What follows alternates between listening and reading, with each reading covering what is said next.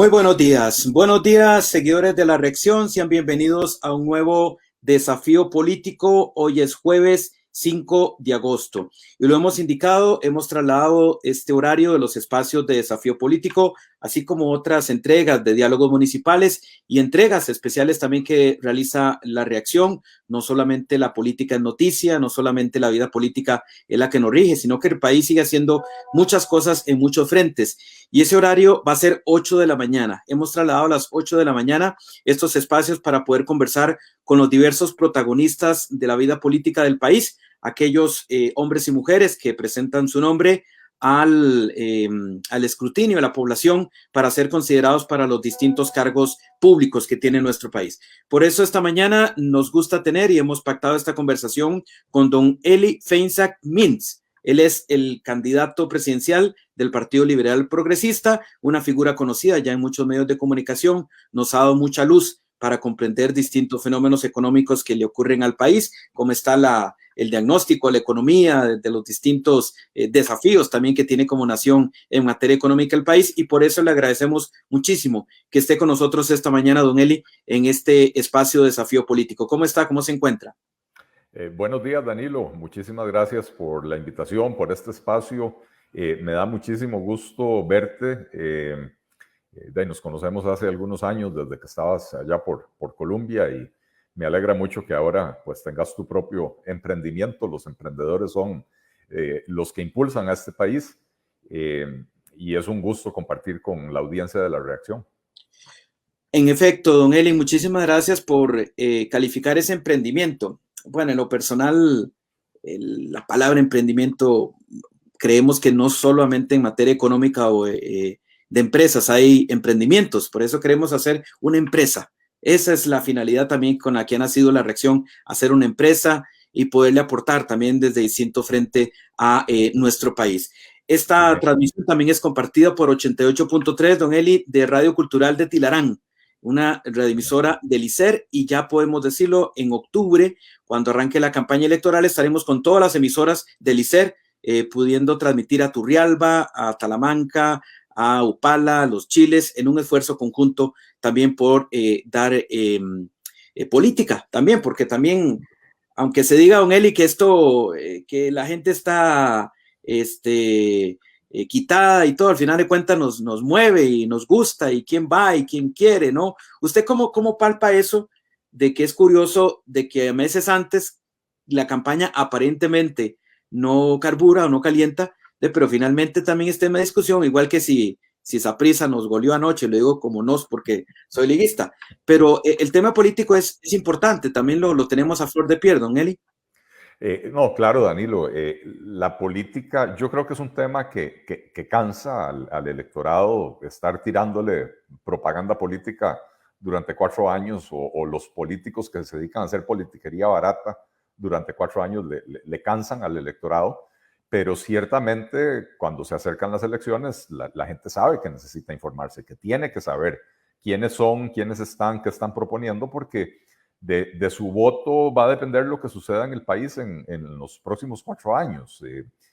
Si bien los presidentes de la República no tienen poderes ilimitados y más bien están bastante limitados en lo que pueden hacer y no pueden hacer,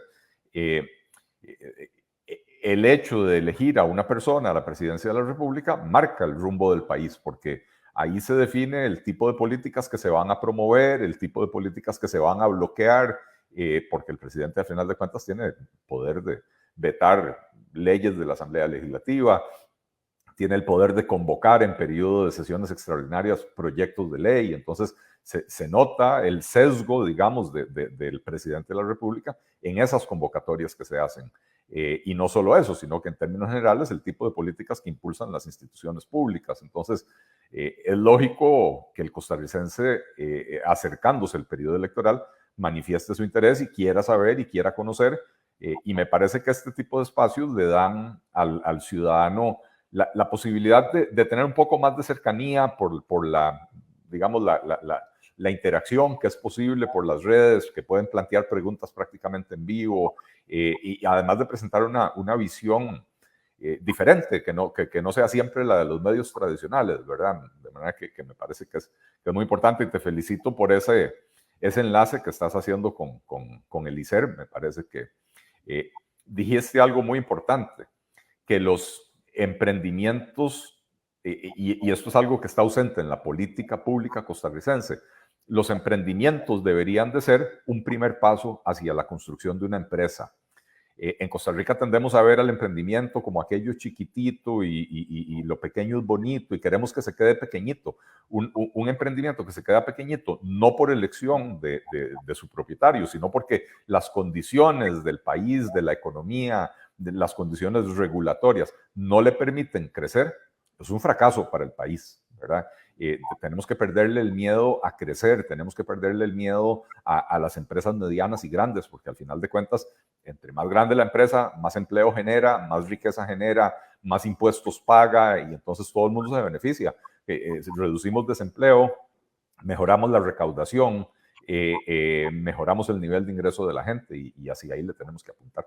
Bueno, y es que usted, yo quería irme a una pausa, pero creo que hay un punto muy relevante que usted está planteando, que tiene que ver con ideología y con su propuesta, don Eli, que es que también cuando los emprendimientos o ya empresas quieran incursionar en mercados, se encuentran con los monopolios. O sea, precisamente el statu quo que no quiere que eso se rompa, para que todos se lo sigan repartiendo los mismos de siempre. Ahí Liberal Progresista tiene una propuesta bien firme de hace años, junto a otras fuerzas liberales que también están en lista en este momento. ¿Qué diferencia en términos generales, no solo el tema de monopolios, qué diferencia liberal progresista o es en estrategia o es en propuesta para romper y permitir que más emprendimientos se conviertan en empresas y pueden participar y generar todos los beneficios que usted ha señalado? Bueno, yo no quiero hablar en términos de lo que hacen los demás partidos.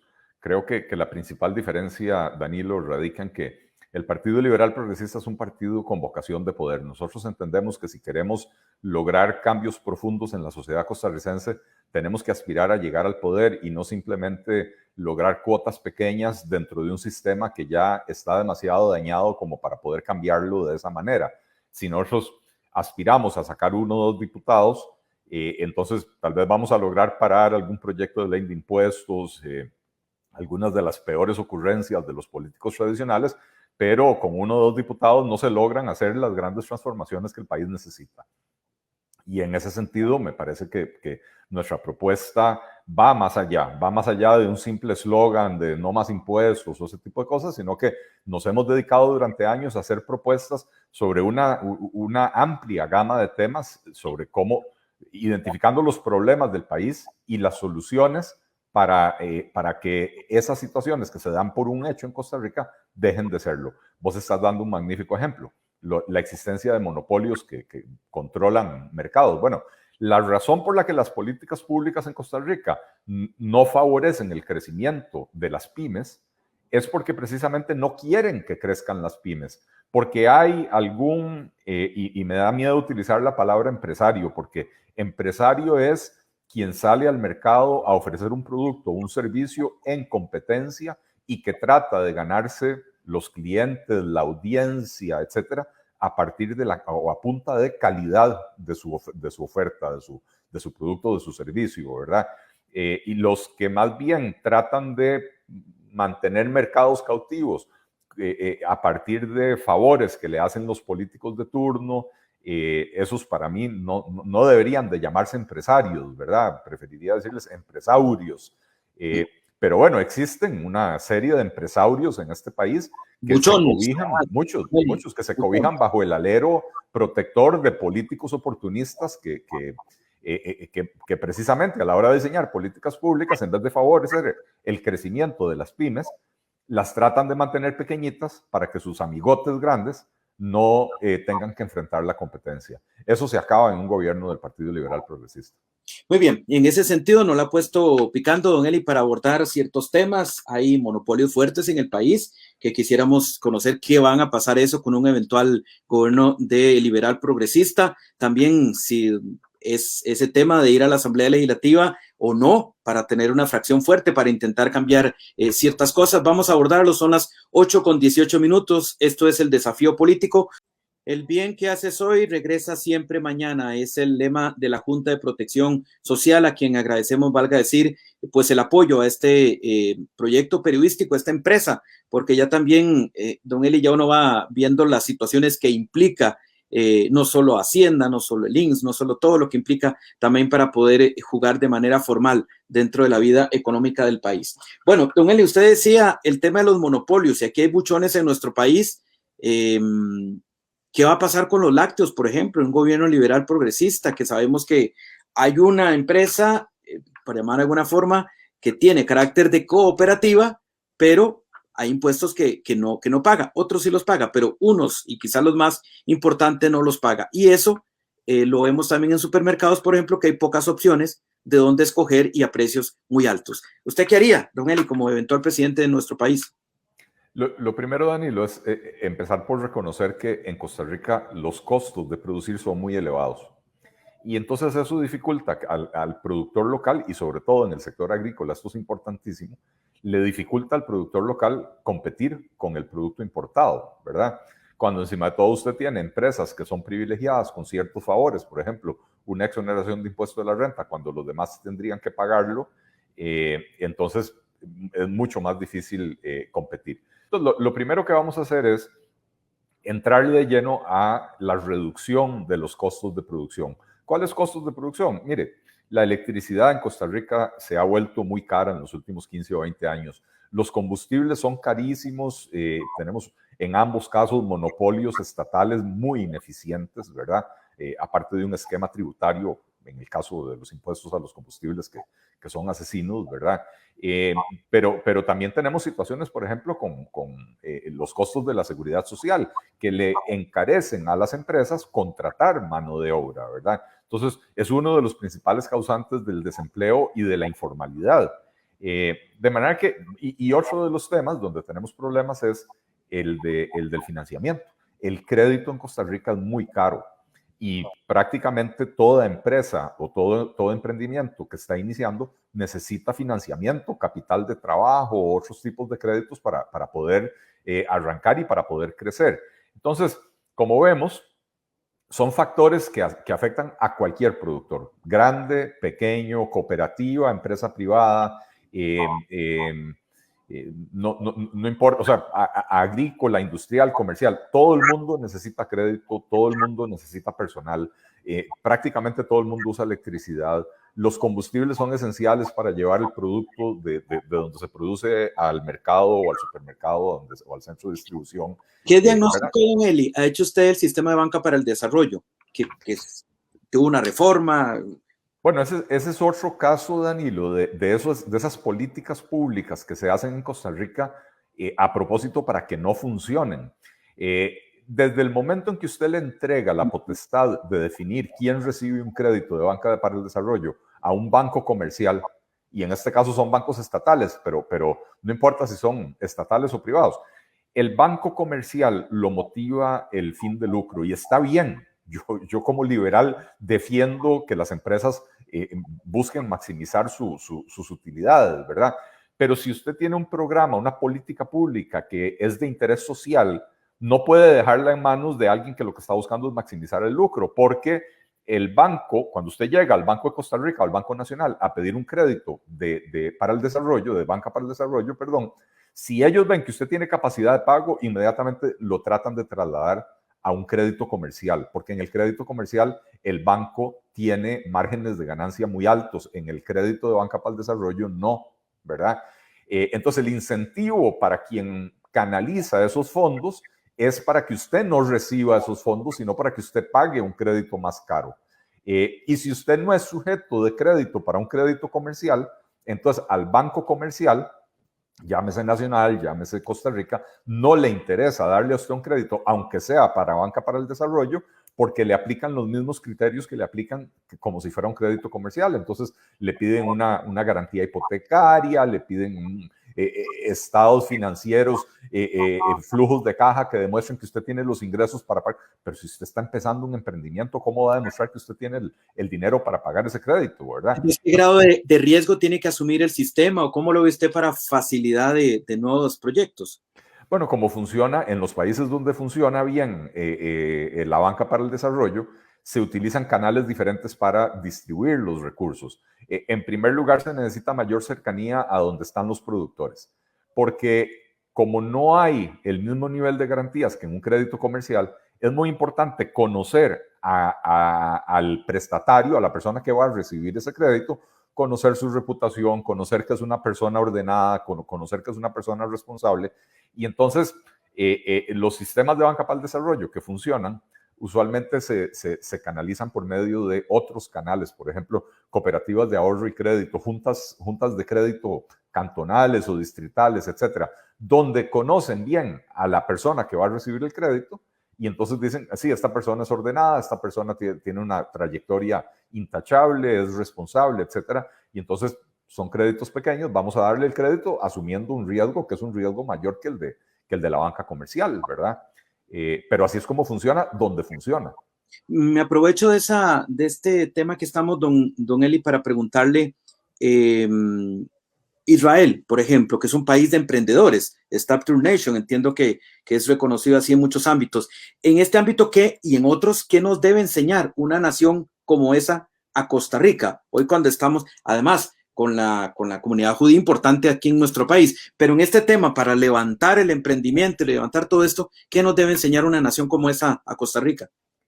Bueno, gracias por traer a colación ese tema, que es un tema que yo he estudiado. De hecho, hace 3 años yo hice un viaje a Israel donde le pedí a la Embajada de Israel aquí en Costa Rica que me organizaran una visita para entender cómo se había dado este ambiente. Y te voy a hacer una confesión, Daniel. Yo cuando terminé el colegio me fui 2 años para Israel, estudié allá el primer año y medio de universidad.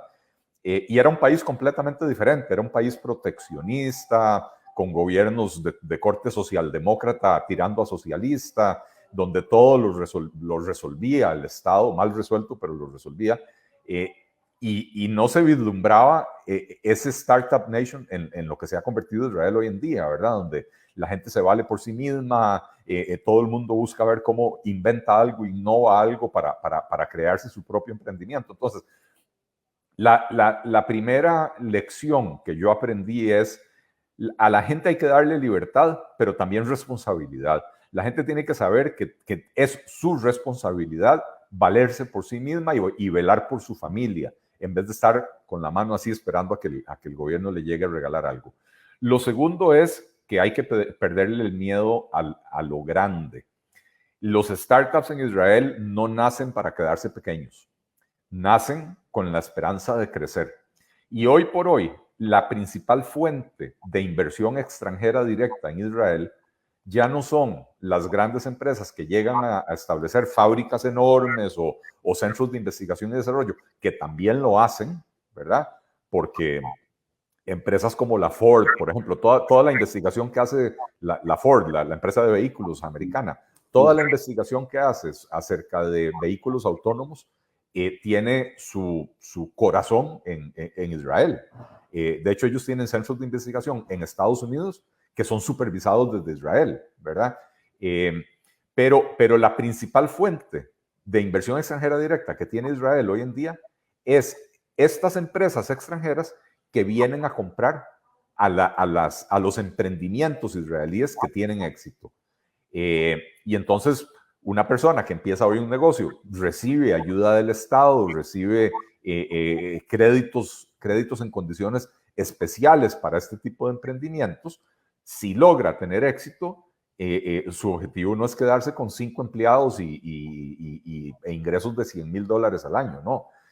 Muchas de estas empresas se terminan vendiendo en decenas y centenares y hasta miles de millones de dólares. Entonces, uno agarra el celular de uno y dice, hey, Waze, ahora todo el mundo usa Waze. Waze es una tecnología que se desarrolló en Israel, es una compañía israelí que terminó siendo adquirida, si no me equivoco, por Google, por alguna de estas empresas grandes, ¿verdad? Pero la compraron en varios miles de millones de dólares, ¿verdad? Y esa es la principal fuente de inversión extranjera. ¿Y qué logró Israel con esta política? Generar digamos, un sector amplio de emprendedores, empresarios israelíes que innovan, que desarrollan nuevas tecnologías, que generan nuevos productos y nuevos servicios, por lo tanto contratan personal, crean riqueza, aumentan la recaudación y estas empresas interactúan de tú a tú con las empresas extranjeras que también vienen y también son importantes en el esquema, digamos, de la inversión extranjera del país. Se lo menciono, Oli, porque uno escucha que en el parque empresarial del país, ciertamente las zonas francas, y cada de tanto en tanto vuelve la polémica de si se les tasa y todo esto, y viene toda la onda de no cambiarle las reglas para mandar señales jurídicas de que hay cambio. Pero uno dice, pero vaya, ¿por qué en el discurso se habla tanto de que el parque empresarial local, pymes, es lo más importante, pero al final cuidamos aquello como porque de por sí sabemos que en esto no creemos? ¿Cómo? Aquí no hay como una doble moral en ese sentido en cuanto en quién confiamos para que saque el tema del empleo adelante. Aquí en Costa Rica definitivamente hay una doble moral. Uno de los principales, a ver, yo soy un ferviente defensor del régimen de zonas francas y de la inversión extranjera directa. Yo creo que es un ingrediente importantísimo en la estrategia de desarrollo del país y así está demostrado, ¿verdad? Por cada dólar que el país invierte en atraer y mantener una empresa extranjera en el régimen de zonas francas, el país recibe de regreso aproximadamente $6. Entonces, es una inversión muy buena. Pero por el nivel de costos que tiene el país, ya no estamos hablando de aquellas zonas francas de los años 80 y principios de los años 90, donde lo que se producían eran camisetas y pantalones y pantalonetas que contrataban a una mano de obra poco calificada, porque ya hoy es muy cara la mano de obra costarricense, y entonces están haciendo, gracias a Dios, procesos mucho más sofisticados. Pero esos procesos más sofisticados que están haciendo en Costa Rica estas empresas implica que los empleos que están generando no son para todo el mundo. Y entonces ahí no vamos a resolver el problema del desempleo que tenemos, donde claramente hoy la enorme mayoría de los desempleados son personas que no concluyeron los estudios secundarios, que no dominan idiomas extranjeros, que no tienen dominio de materias técnicas como matemáticas o ingenierías, ese tipo de cosas, que es lo que están buscando las empresas de zonas francas. Pero entonces el principal defecto que tenemos hoy en el régimen de zonas francas es que tiene en realidad muy poca integración con la economía local. Cada vez es más, porque sí se está haciendo un esfuerzo y las propias empresas hacen un esfuerzo por buscar proveedores locales, etcétera. Pero no es lo mismo, Danilo, que una empresa como Intel busque un proveedor local, por ejemplo, de jabones para los baños o de una empresa que venga y le limpie los pisos todos los días, lo que sea, a que Intel contrate a empresas costarricenses que están desarrollando tecnologías innovadoras para integrarlas en los procesos de Intel, porque entonces ahí sí hay un valor agregado elevadísimo. Don Eli, abordar el tema Intel nos llevaría de pronto todo el programa y hay una diversidad de fuentes, pero ya que usted lo menciona, porque yo también lo tenía en la cabeza, y habla de encadenamientos, ¿se fue por eso Intel? Digo porque tenemos el tema de APM Terminals, que valga decir que tampoco ha funcionado como las mil maravillas que se nos vendió en su momento, pero digamos que logre resolver los propios temas y sea un motor para el desarrollo del Caribe. Pero le faltó a Intel ese tema de encadenamientos locales que hablamos, ¿o fue por otras razones que valga en otro tema, en otro programa hablar? Cuando vos decís cuando Intel cerró su operación. Luego de la expectativa de crear encadenamientos locales, y estuvo 30 años, me parece, y se fue, por lo menos una parte. Sí, bueno, cerraron una parte de la operación, Danilo. De hecho, cerraron la parte de fabricación, donde estaban contratando al personal menos sofisticado, y dejaron la parte de investigación y desarrollo y testeo de equipos y eso, donde estaban contratando personal un poquito más sofisticado, que, digamos, era rentable contratarlo con el nivel de costos de Costa Rica. Pero yo creo que eso... A propósito de Israel, es la fuerza, investigación y desarrollo. Correcto, o sea, ya nadie va a Israel a manufacturar. La mano de obra en Israel es demasiado cara para pensar en que ahí van a estar ensamblando transistores, ¿verdad? Pero yo creo que lo de Intel obedeció a una estrategia que después Intel se dio cuenta que era una estrategia errada de reducir los costos a tal nivel que pusieron en riesgo sus cadenas de suministros. Entonces, ¿por qué Intel decide reabrir en Costa Rica sus operaciones estas de ensamble y manufactura en el último año y medio?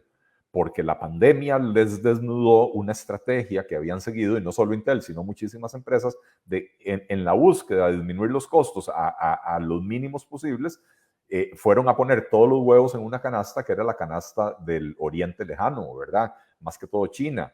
Y cuando estalla la pandemia y tiene su foco inicial en China, y China cierra fronteras, y China manda a encerrarse en las casas a decenas o centenares de millones de personas, se interrumpen las cadenas de logística y de suministro de todo el mundo, ¿verdad? Pero con el epicentro en China. Y ahí es donde las empresas empiezan a decir, necesitamos tener los huevos en diferentes canastas. Necesitamos acercar por lo menos parte de nuestra producción a los mercados. El principal mercado es el estadounidense. Es el más grande y el de mayor poder adquisitivo, ¿verdad? Y entonces tienen en Costa Rica las instalaciones ya construidas, parcialmente desocupadas, y les resulta muy fácil, muy rápido poder iniciar operaciones en Costa Rica. Por dicha, gracias a Dios, inician operaciones en Costa Rica en plena pandemia y han contratado, no sé exactamente a cuántos, más de 1,500 personas, y probablemente más en los últimos meses, ¿verdad? Entonces, una buena noticia para Costa Rica. Sin duda. Pero yo creo que cuando ellos se fueron fue por otras cuestiones de la estrategia de ellos. Muy bien, eso de paso nos alegra, porque siempre se culpa o al gobierno de turno o a que el país no da lo que ellos quieren. En fin, siempre se busca, ya sabemos, con tinte electoral, para culpar a los de adentro, en lugar de también ver que las empresas toman sus propias decisiones. Permítame agradecer, don Eli, nada más a muchas personas que están conectadas esta mañana ya en el desafío político. Doña Denise Bermúdez nos dice, hay que perderle el miedo a lo grande. Eli Feinse, con esta frase, nos invita más a ser nuestra mejor versión. Los costarricenses hemos sido pioneros y vanguardistas a lo largo de la historia. Si retomamos estas fortalezas, veremos a Costa Rica ser ese país del que nos sentimos orgullosos.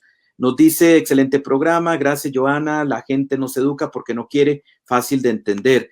Nos dice también don Carlos Bianchini, concuerdo con su opinión, pero creo que la inestabilidad de los gobernantes de turno en los últimos 8 años tuvo también que ver. Inestabilidad de los gobernantes de turno en los últimos 8 años. Bueno, no sé exactamente inestabilidad, yo vería que hubiera habido revocatoria de mandato, cosas así, ¿verdad? Pero claridad meridiana nos aporta también don Osvaldo, don Emanuel Barbosa, nos dice Eli, ¿cómo es que una coalición que tardó 2 años en darse se derrumba en menos de 8 días? Don Emanuel me ha quitado la siguiente pregunta, porque ya iba a pasar el tema de una coalición, y hubiera sido don Eli hoy, que es jueves 5 de agosto, hubiera sido la única coalición, por lo menos que se presentó públicamente y demás. Y usted sabe cómo es el tico que hace mofa y todas estas cosas, que dice que fue la coalición más corta de la historia, ¿no? Prácticamente en una semana se derrumbó producto de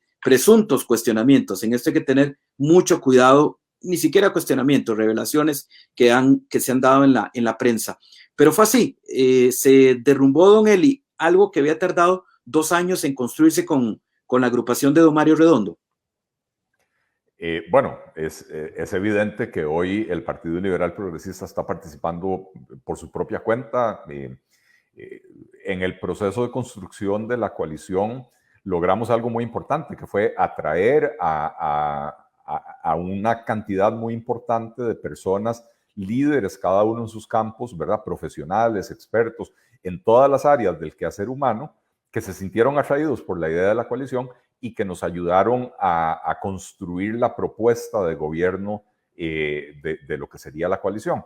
Y tengo que decir que el 95-97% de esas personas decidieron quedarse con el PLP. Y por eso fue que lanzamos la noción del PLP Plus.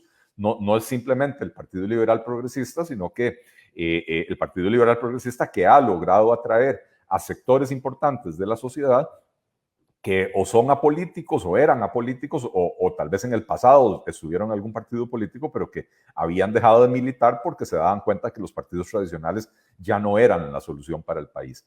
De manera que sucedió lo que sucedió. Nosotros miramos para adelante, ciertamente cuando se dan los eventos que se dieron, nos obliga a replantear las cosas, y tomamos decisiones y de eso se trata, ¿verdad? Uno no puede quedarse estático y pretender que lo que era correcto hace 2 años sigue siendo correcto hoy. Si las circunstancias cambian, uno tiene que estar listo para tomar decisiones y eso fue lo que hicimos y eso es lo que uno esperaría de los gobernantes, que en vez de estar amarrados a una idea fija, cuando se dan cuenta de que esa idea fija ya no funciona, siguen amarrados a esa idea, como por ejemplo mantener al CNP pagando cartones de 15 huevos a 1.700 colones cuando en el supermercado valen 700, ¿verdad?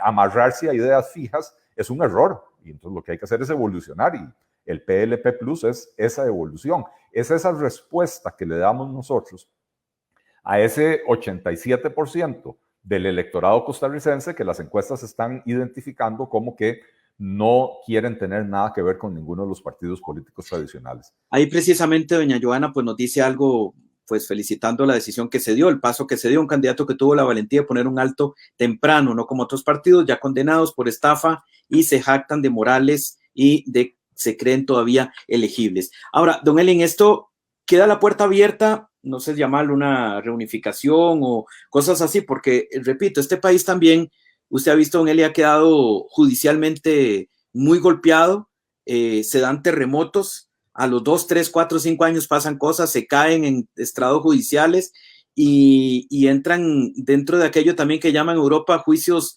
mediáticos, ¿verdad? Que impactan mucho, pero finalmente judicialmente no avanzan. Pero ya uno sospecha también que hay ciertas intencionalidades como de romper ciertos procesos. No solo me refiero al que llevaban ustedes, sino otros procesos en el tema de la obra pública. Uno se queda pensando, bueno, se han hecho las obras públicas y el caso Cochinilla sale hasta ahora. ¿Qué ocurre también? Claro, electoralmente eso es muy útil para atacar al gobierno, pero le hace un bien de pronto que los casos no avancen hasta estrados judiciales. No le hace ningún bien a ningún país que los casos no concluyan, ya sea que concluyan con una condenatoria o que concluyan con una absolutoria, ¿verdad? Porque no todas las personas acusadas son culpables y eso hay que tenerlo muy claro, ¿verdad? Todos los que están adentro son inocentes, ¿verdad? Dicen. Bueno, por eso prevalece el principio de inocencia, que es toda persona es inocente hasta que se le demuestre lo contrario, ¿verdad? Aquí empieza a funcionar como al revés, ¿no? Bueno, es que cuando el costarricense se da cuenta de que los organismos de investigación y el Poder Judicial no llevan las cosas a la conclusión debida, ¿verdad? Porque muchas veces ni siquiera llegan a juicio, o después llegan a juicio y se ordena repetir el juicio 3 veces y 27 instancias estoy exagerando, por supuesto, ¿verdad? Pero 27 instancias de apelación y todo lo demás, y la gente le pierde la fe, y eso es lo más grave, ¿verdad? Cuando la gente le pierde la fe al Poder Judicial, es lo más grave para una democracia, ¿verdad? Pero la gente le pierde la fe y entonces se dedican a la condena mediática, a la condena moral, ¿verdad? No se esperan al juicio porque no tienen esperanza de que el juicio llegue a concluir correctamente. Y cuando, insisto, correctamente quiere decir que puede ser que algunas personas sean condenadas, puede ser que otras sean absueltas, ¿verdad? Pero cuando la gente le pierde la fe al Poder Judicial, lamentablemente, pasa lo que está pasando, ¿verdad? Que con solo un titular de un periódico ya la gente es condenada y eso es gravísimo para la convivencia democrática de un país. Ahora, don Eli, aprovecho eso que con solo un titular, porque usted cómo encaró, cómo se encararon en esto, yo le comprendo cuando dice la valentía de la situación con don Mario Redondo, o sea, cuando sale la publicación de las reuniones en el parqueo y las conversaciones, usted tiene una conversación franca con él lo busca, cómo se da, él le explica cómo se da esta situación para tomar una decisión. La decisión de disolver la coalición no fue producto directo de esos eventos, Danilo. De hecho, fue hasta un mes después. La decisión que se tomó en el momento en que se dieron a conocer esas noticias fue el señor Redondo se retira de la coalición, él a título individual, pero el partido Alianza Demócrata Cristiana y el Partido Liberal Progresista van a continuar con la coalición. Después transcurrió un mes en el que lamentablemente no logramos avanzar lo suficiente. Se dieron algunas diferencias. O sea, en el primer momento no se dio ese rompimiento inmediato después de la revelación. No fue allí donde estuvo.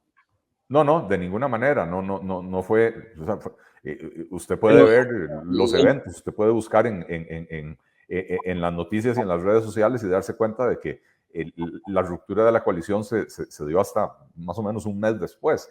Digamos, para la Asamblea Nacional, pero públicamente prácticamente fue el mismo día. En la mañana se estaba revelando lo de la reunión en el parqueo y por la tarde me parece ya bien declaraciones suyas. Me parece que estaba en los Estados Unidos usted cuando estaba ocurriendo esta situación aquí en México, disculpe.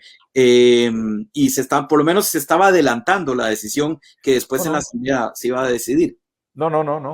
A ver, lo que se tomó fue la decisión de que don Mario se iba a retirar él a título personal de la coalición. Los partidos son mucho más que una persona. Ciertamente, don Mario es el líder de Alianza Demócrata Cristiana, pero él se hacía a un costado, el partido iba a seguir adelante. Y en esas 4 semanas que siguieron, 4 o 5 semanas que siguieron. O sea, se intentó salvar la coalición, siempre. Se intentó salvar la coalición, se trabaron las negociaciones y estábamos a una semana de la Asamblea Nacional, de las asambleas nacionales de ambos partidos, y todavía no estaba definido, digamos, todos los detalles del acuerdo de coalición. Y entonces, en ese momento tomamos la decisión de que mejor íbamos a continuar por nuestra propia cuenta. Muy bien, interesantísimo la conversación a esta hora, 8:46, desafío político con don Eli Feinsack Mintz. Él es el líder y ya hablaremos las calidades con las que se presentará para las elecciones, si va a la Asamblea Legislativa, todo ese tipo de cosas, o a la presidencia. Una pausa, 8:46. Agradecemos a todas las personas que a esta hora están conectadas esta mañana con el desafío político de la reacción. Avanza la mañana, 8:47 de la mañana. Estamos con don Eli Feinsack, que él es el líder del Partido Liberal Progresista, una agrupación que se presenta para las próximas elecciones, ya debidamente todo ratificado y estará en la papeleta presidencial para 6 de febrero del próximo año. Agradecemos muchos comentarios. Nos dice por aquí nos dice también, me parece que usted ya vio la luz de esperanza en Eli Feinsack, Partido Liberal Progresista.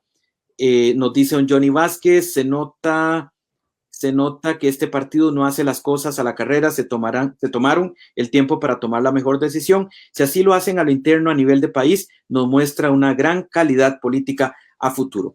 Precisamente, don Eli, hablemos de planteamiento político. ¿Irá usted a la Asamblea Legislativa o lo intentará ir encabezando San José por Liberal Progresista? Bueno, al final va a depender de lo que decida la Asamblea Nacional del Partido Liberal Progresista. Yo sí voy a postular mi nombre para la presidencia de la República y si habrá doble postulación, es algo a lo que estoy abierto, lo confieso.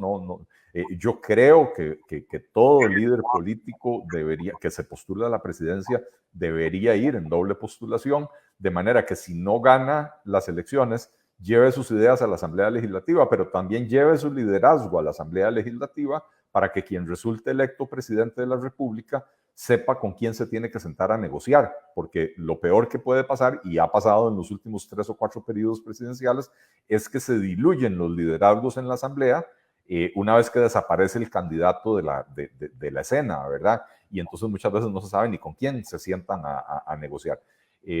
Pero no es como una vitrina, nada más, don Eli. Se lo pregunto porque hace unos años, no es el tema, pero hace unos años el propio don Guillermo Zúñiga, exministro de Hacienda, renunció para ir a la Asamblea Legislativa en aquel entonces. Y cuando estuvo en la Asamblea Legislativa, ya sabemos por diferencias con doña Laura Chinchilla en su momento, pero prácticamente los 2 meses abandonó su cargo como diputado porque se dio cuenta que era uno más de 57, en que se diluía lo que usted decía. ¿No teme que le pase lo mismo allí, que es nada más una vitrina para condicionar al gobierno, para esas negociaciones que el pueblo también no las quiere?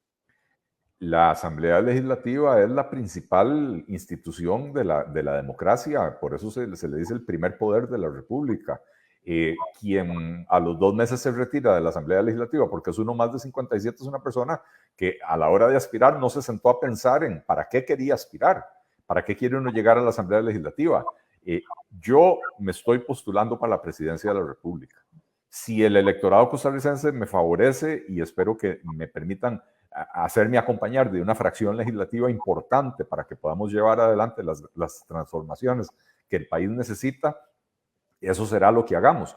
Y si no me favorece y termino electo como diputado, iré a la Asamblea Legislativa a promover las grandes transformaciones y a promover las alianzas adentro de la Asamblea Legislativa necesarias para poder obtener los votos suficientes para lograr esas grandes transformaciones. Y eso no sería como dice el pueblo, cuidado pierde, ¿verdad? Que en eso resume de cuidado pierde, sino aquí, y no lo digo solo por usted, es que la papeleta de doble postulación, prácticamente casi todos se presentan así, como decir, yo sé que no va a ser presidente, pero quiero ir a la asamblea entonces. Yo no sé que yo no voy a ser presidente, me parece que es una manifestación temeraria, Danilo.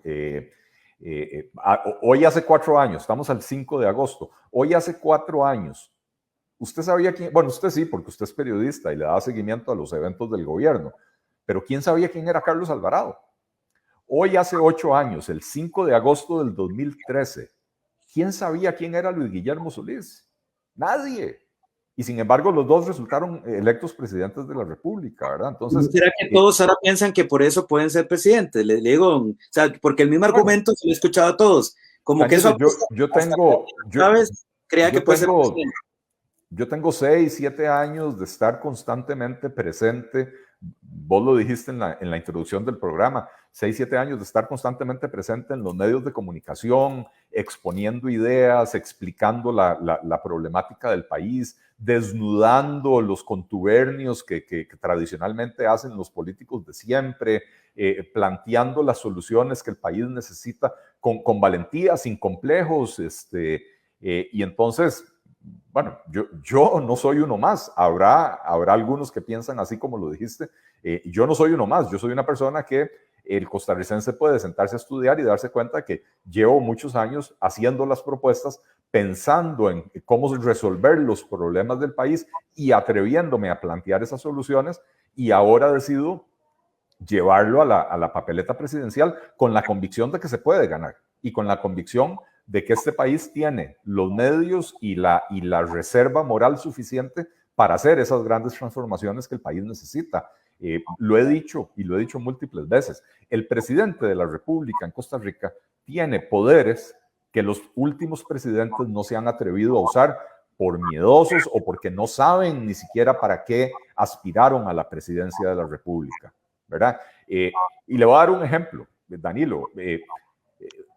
Cuando se aprobó la reforma fiscal, y usted puede estar a favor o en contra de la reforma fiscal, pero el gobierno de la República invirtió una cantidad enorme de capital político en lograr que esa reforma fiscal se aprobara. Y lo primero que sucedió fue que el presidente ejecutivo de la Caja Costarricense del Seguro Social se reunió con los sindicatos de la Caja y firmaron un acuerdo que básicamente lo que decía es: nos vamos a pasar esa ley por el fondillo, no vamos a cumplir esa ley, vamos a buscar los mecanismos para burlar la ley, para no cumplir con la regla fiscal, para no cumplir con las limitaciones que se le puso al crecimiento de la planilla estatal, etcétera, ¿verdad? Danilo, ¿quién nombró al presidente ejecutivo de la Caja si no fue el presidente de la República? Y si el presidente de la República invirtió esa cantidad de capital político en lograr la aprobación de esa reforma fiscal, regla fiscal incluida, ¿por qué le tolera a una persona que él nombró semejante acto de rebeldía? Es que el presidente de la República está para tomar decisiones y defenderlas.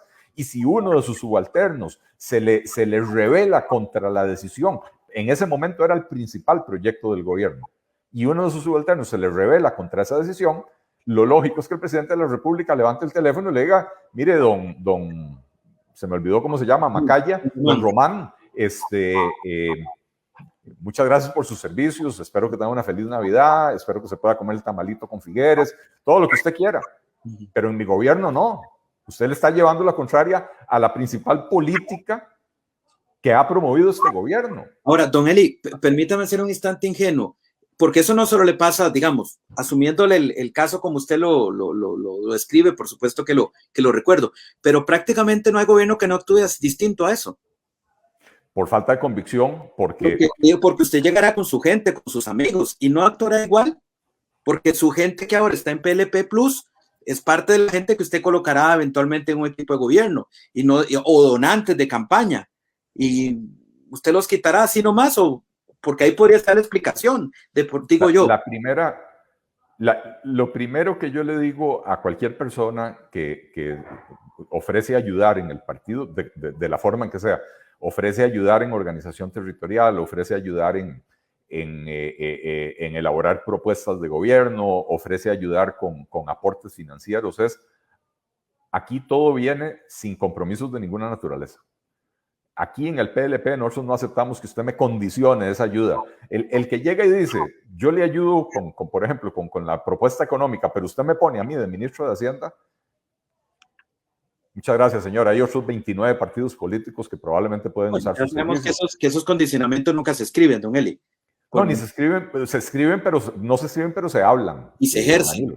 En momento así se hace en la política tradicional, no en el PLP, ¿verdad? Yo lo he dicho y lo he dicho claramente. Por ejemplo, una propuesta, hablando, porque usted me habla de sus amigos, de mis amigos, ¿verdad? Yo soy economista, Danilo. Yo tengo un montón de amigos economistas porque de ahí uno se desenvuelve en ese, profesionalmente en ese ámbito, ¿verdad? Además, es una universidad de mucho prestigio como Leeds University, en el cual pues se comparte una visión país, una propuesta país en materia económica. Yo estudié en la Universidad de Costa Rica y yo estudié, que fue donde conocí a la mayoría de ellos.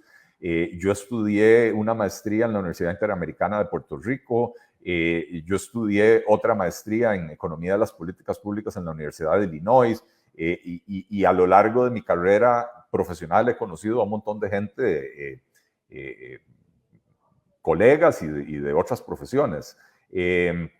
Pero a lo que voy, Danilo, sí, yo tengo un montón de amigos economistas y sí tenemos muchas enormes coincidencias en cuanto a la visión del tipo de país que queremos y que creemos que tenemos que llevarle al electorado costarricense para que escoja.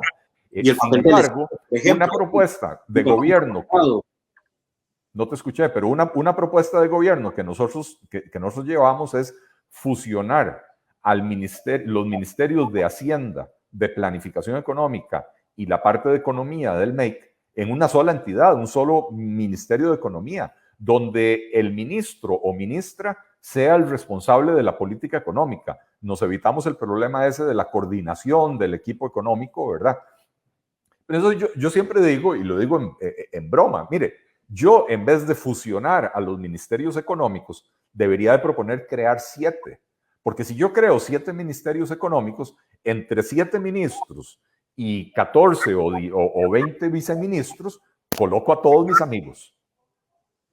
Pero todos mis amigos que me están apoyando saben que una propuesta es que vamos a fusionar esos ministerios en uno solo y que ahí solo va a haber trabajo para 3 o 4 en esas posiciones, ¿verdad?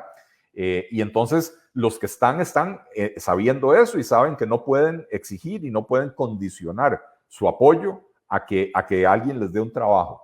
De manera que la actitud que asumimos en el Partido Liberal Progresista, que la hemos asumido públicamente, la mantenemos a lo interno, de que el que está aquí está porque quiere aportar al engrandecimiento del país, quiere aportar a masificar el bienestar de la sociedad costarricense. El que está aquí solo para sus aspiraciones personales, y ojo, no satanicemos las aspiraciones personales, es sano que la gente tenga aspiraciones, pero el que está aquí solo para sus aspiraciones y está dispuesto a cambiar de ideas políticas, está dispuesto a cambiar de tienda política, está dispuesto a venderle el alma al diablo en aras de promover sus aspiraciones personales, esa persona no es bienvenida acá. Se lo digo, don Eli, perdón, y ahorita vamos a un comentario muy interesante que nos dice don Ferdi Ewes. Don Ferdi Ewes, a quien le agradecemos y ya vamos a leer su pregunta. Don Eli, es que todos los partidos llegan diciendo que la política tradicional, y ellos son lo nuevo. El PAC, asumamos que no fue que fue lo mismo, hasta lo dijo don Otón Solís, que don Guillermo Solís fue más de lo mismo. ¿Qué garantiza que un partido nuevo sí va a ser un partido distinto a lo tradicional? Cuando todos, al final de cuentas, pareciera como que el discurso es convencer de que yo sí soy nuevo y al final, cuando esté en gobierno, dice, yo no sabía lo que era gobernar. Yo no sabía que iba a costar tanto. Lo digo Luis Guillermo Solís, es que ya estando aquí, ya vemos que las cosas no se pueden cerrar como quisiéramos o que las cosas son más complicadas. ¿Qué hacer para que el costarricense sí vea que alguien no va a ser tradicional? Bueno, lo primero, Danilo, es que si usted ve la trayectoria del PAC, el PAC fue la mutación de gente que estaba insatisfecha, más que todo con Liberación Nacional, en un nuevo partido socialdemócrata con una bandera de color distinta, pero que venía con la continuidad de las propuestas de Liberación Nacional. Es socialdemocracia con diferente color.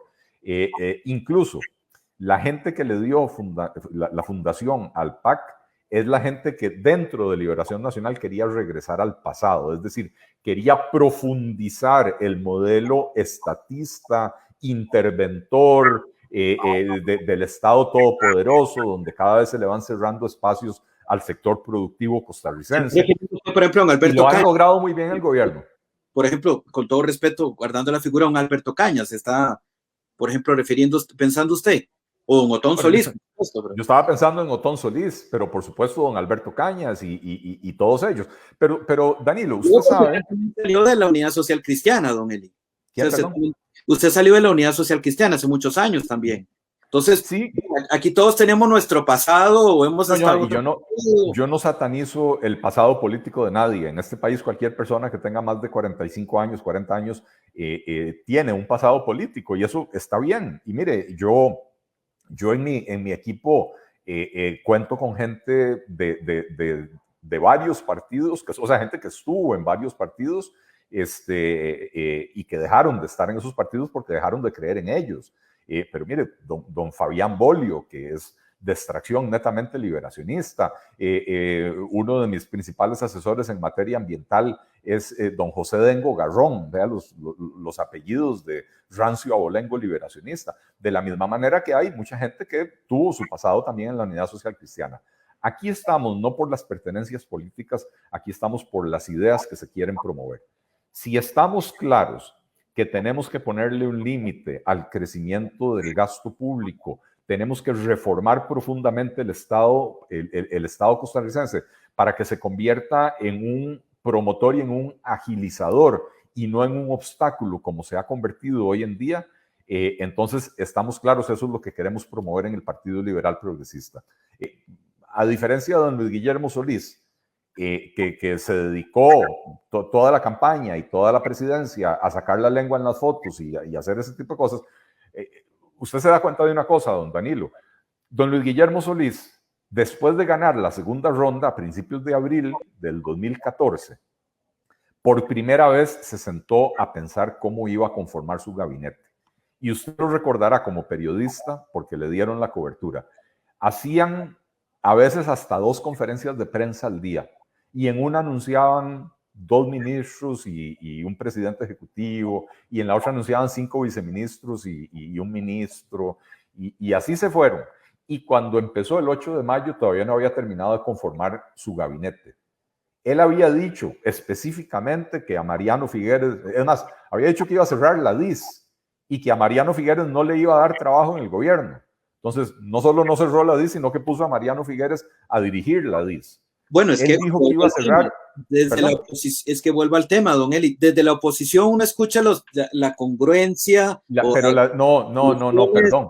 Pero en el gobierno es cuando muchos se desdicen. No, la diferencia está, Danilo, en que la socialdemocracia no cree en la disminución del tamaño del aparato estatal.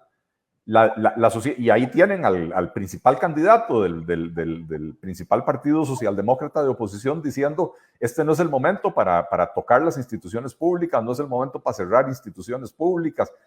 Listo, entonces si este no es el momento, ¿cuándo lo va a hacer? Si estamos inmersos en una terrible y profunda crisis económica y una terrible crisis fiscal, si no reordenamos el aparato estatal hoy, nunca lo vamos a hacer. Entonces, cuando usted analiza el tipo de propuestas que ellos llevan y se da cuenta de que no tienen la menor intención de reducir el tamaño del aparato estatal, entonces cuando dicen vamos a cerrar el CONAVI, no se les puede creer.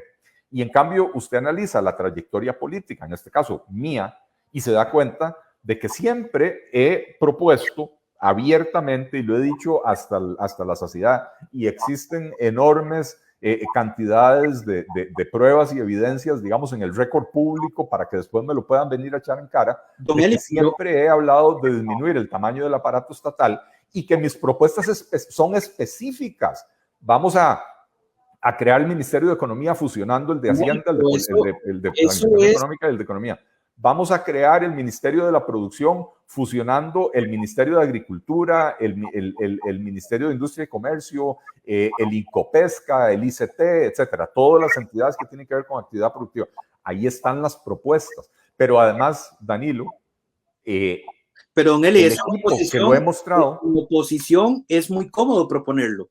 Es hasta artificial proponerlo. Bueno, pero entonces, ¿qué es lo que quiere, Danilo? Que digamos que no vamos a hacer nada, que aspiramos a gobernar para no hacer nada. No, qué grado de convicción puede tener hoy todos los candidatos, en este caso hoy estoy con usted, pero qué grado de convicción de que van a lograr lo que proponen, porque en oposición todos proponen, hay como una claridad. Danilo, Costa Rica no ha tenido un presidente liberal en los últimos 20 años.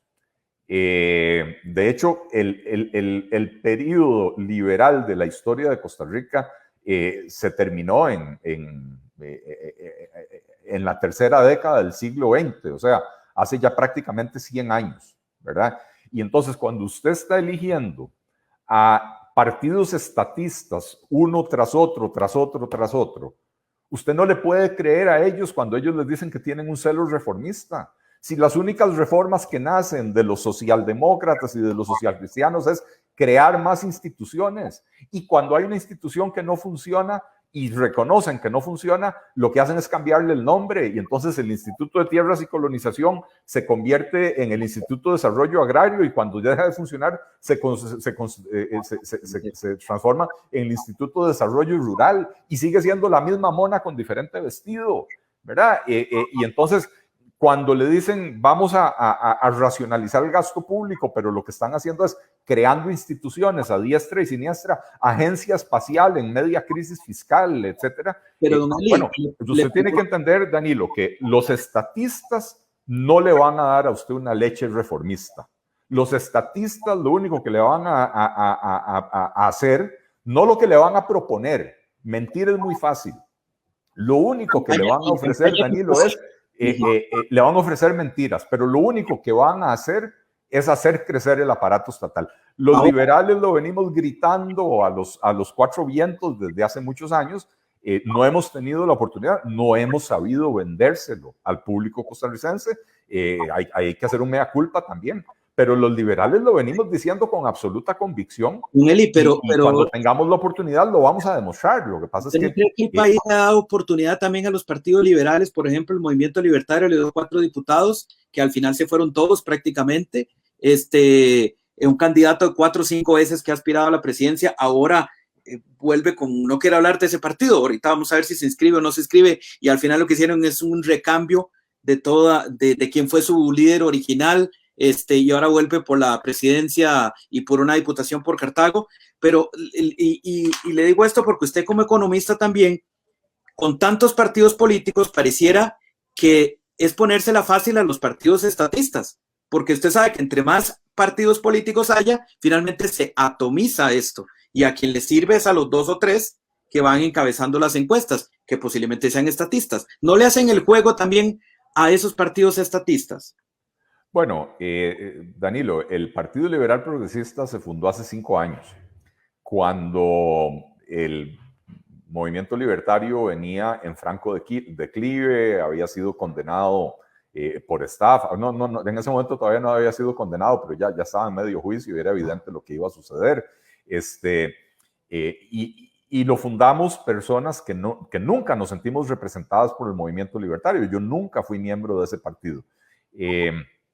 Y siempre hemos promovido una forma de liberalismo anclada en la realidad costarricense. Un liberalismo más basado en la época liberal del gobierno de Costa Rica, que básicamente fue desde la independencia en 1821 hasta don Ricardo Jiménez en la década de los años 30, y no lo que ofrecieron otros partidos, que era una versión importada de una cosa que es muy anglosajona y que no tiene arraigo en la realidad costarricense. Ahora, al puro principio del programa, o en algún momento en el programa, yo le dije, mire, nuestra aspiración no es llevar 1, 2 o 3 diputados a la Asamblea Legislativa. Nuestra aspiración es llegar a la presidencia de la República acompañados de una fracción legislativa importante para poder hacer las transformaciones importantes que este país necesita. Si nosotros tenemos vocación de poder, si nuestra aspiración fuera llevar 2 o 3 diputados, entonces sí, su crítica sería válida, Danilo, porque 2 o 3 diputados, Danilo, jamás van a lograr hacer las reformas que este país necesita. A lo sumo pueden hacer lo que han hecho, que es parar goles. Y es importante. Keylor Navas es una pieza fundamental en cualquier equipo en el que juegue, pero Keylor Navas sin una defensa, una media cancha que cree o sea, que te haga contención y que cree, y una delantera que meta goles, no puede ganar un solo partido, ¿verdad? Y entonces cuando usted manda a Keylor Navas a la Asamblea Legislativa solo, pero no tiene al creativo en la media cancha y no tiene al goleador adelante, no puede meter goles, por lo tanto no puede que sus proyectos de ley se conviertan en ley de la República para lograr esas transformaciones. Ahora, don Eli, ¿existe suficiente caudal electoral para tantos partidos políticos liberales? Bueno, ahí está la clave del asunto, Danilo. Nosotros no somos un partido de nicho. Nosotros somos un partido con vocación de poder.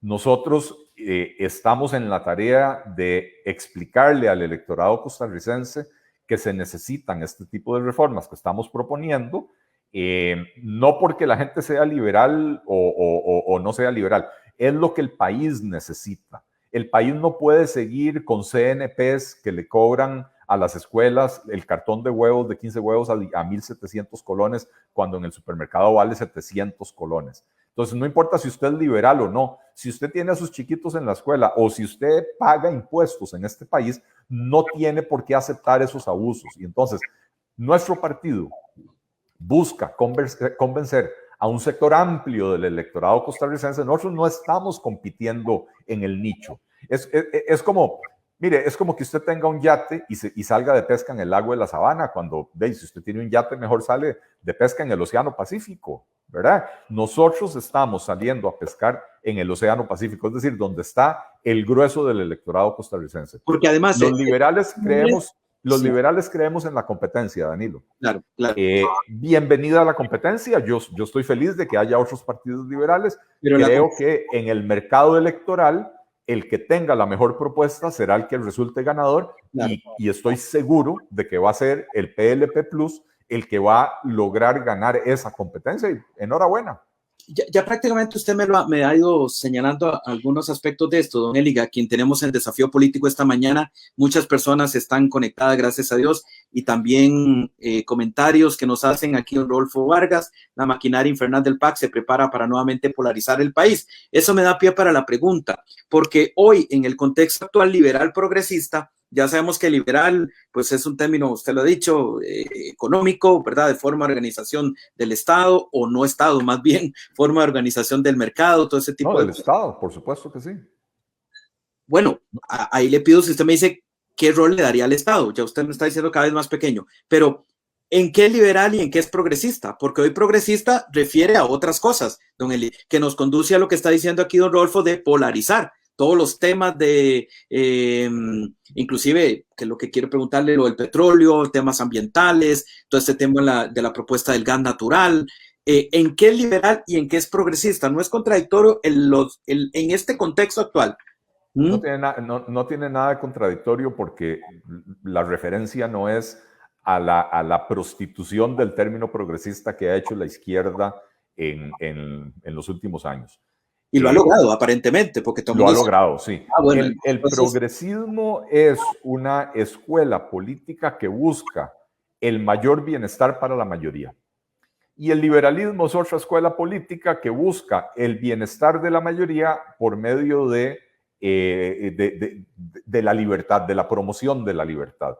Nosotros somos un partido liberal que se considera liberal a carta cabal, en el sentido de que creemos, para empezar, que tiene que haber reglas del juego claras, y para que haya reglas del juego claras tiene que haber un Estado, y ese Estado tiene que ser pequeño, ágil y eficiente, pero tiene que existir un Estado. Ese Estado tiene que tener el suficiente músculo para hacer cumplir las reglas, las leyes, las regulaciones, pero no tiene que ser tan grande que se convierta en un obstáculo para la actividad productiva privada, en un obstáculo para la ciudadanía hasta en sus actividades de ocio.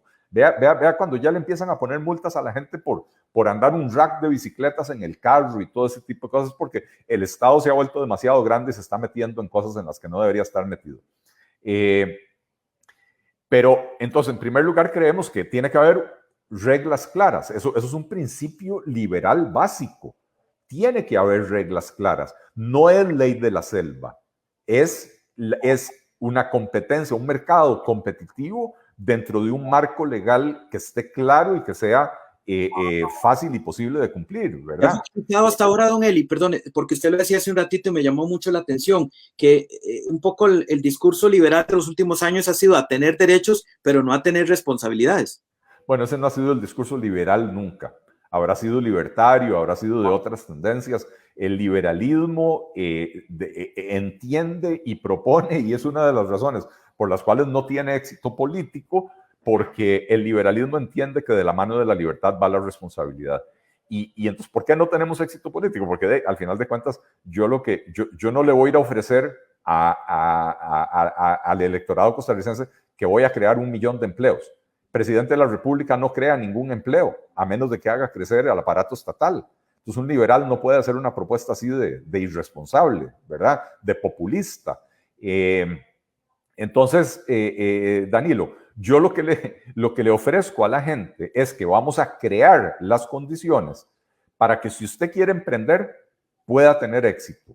Para que si usted no quiere emprender, pero quiere obtener un empleo, las condiciones del país sean tales que haya empleos abundantes, bien remunerados, en buenas condiciones, con respeto de sus derechos laborales.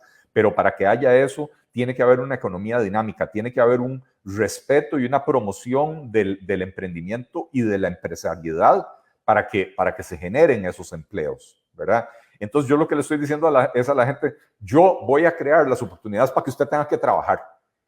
Y el populista la tiene mucho más fácil porque le dicen, no, brete, quédese en la casa viendo telenovelas y partidos de fútbol, yo le voy a dar un subsidio, ¿verdad? Pero los liberales, el liberalismo lo tiene muy claro y podríamos sentarnos aquí a hablar de filosofía y hablar de John Locke y hablar de John Stuart Mill y de los liberales clásicos de hace 200 o 300 años. Solo de Keynes, a usted no le gustaría hablar mucho, don Eli. ¿Solo de quién? De Keynes. Cuando quiera hablamos de Keynes y mis alumnos en la universidad saben que le dedico una buena parte del curso a Keynes y creo que Keynes, a pesar de que estaba muy equivocado en muchas cosas, también ha sido muy mal interpretado por los que se dicen hoy keynesianos, ¿verdad? Si Keynes viviera hoy, muy probablemente no defendería lo que la gente dice que son políticas keynesianas hoy en día, porque Keynes desarrolló su teoría a los pies de la Gran Depresión de los años 30 y dijo, en estas condiciones lo que hay que hacer es incrementar temporalmente el gasto público para reactivar la economía. Él jamás hubiera dicho eso para resolver otros tipos de crisis y sin embargo los políticos que se dicen keynesianos hoy proponen aumentar el gasto público aunque usted ya esté aquí hasta el cogote, ¿verdad? Entonces, cuando quiera hablamos de Keynes, pero esto ahora estamos hablando de política, no de teoría ni de filosofía. Son las 9:19, estamos ya casi al cierre con don Eli Feinza, quien es el líder candidato presidencial del Partido Liberal Progresista esta mañana en el desafío político de la reacción. Una pausa para el cierre de esta mañana. El bien que haces hoy regresa mañana, es el lema, el eslogan que impulsa la Junta de Protección Social para la compra legal de todos sus productos en todos los puestos y por supuesto la lotería electrónica, el puesto electrónico para poder adquirir. Tenemos muchísimos comentarios que agradecemos a esta hora de la mañana. Don Fabián Monge, quien busca la libertad solo por los beneficios que ella conlleva, tiene alma de esclavo. Nos dice, otro comentario, la polarización es una treta para dividir al país en temas que son importantes para algunos, pero que no son prioridad en este momento. El país necesita soluciones que crean facilidades para el emprendimiento, para recuperar las finanzas de las familias y las empresas y en general del país. Y nos vuelve a decir don Rodolfo Vargas, la empresa privada produce riqueza, bienestar y libertad. Don Eli Feinsap, el tema de la explotación del petróleo está candente, don Eli, en la Asamblea Legislativa, por supuesto gas natural y por supuesto el cáñamo. ¿Cuál es su propuesta o su decisión en ese sentido en un eventual gobierno liberal progresista? Danilo, Costa Rica se ha forjado una reputación como un país verde que le ha permitido generar un flujo importante de turistas, un flujo de inversión extranjera que también está atada a eso. Costa Rica ha tenido épocas en las que ha sido un país muy exitoso y muy próspero, y en ninguna de esas épocas se produjo petróleo en el país.